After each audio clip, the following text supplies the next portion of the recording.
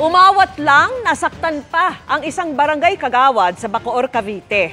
Sa kuha po ng CCTV, kita ang tila pag-uusap lang ng dalawang lalaki hanggang manampal ang isa.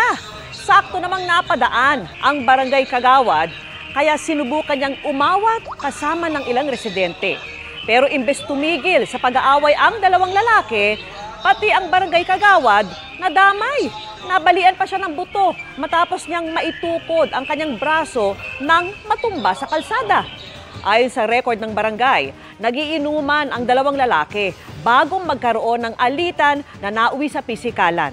Humingi na raw ng tawad ang dalawang lalaki sa nasaktang kagawad pero nakatakda pa rin silang magharap-harap sa barangay kaugnay ng insidente.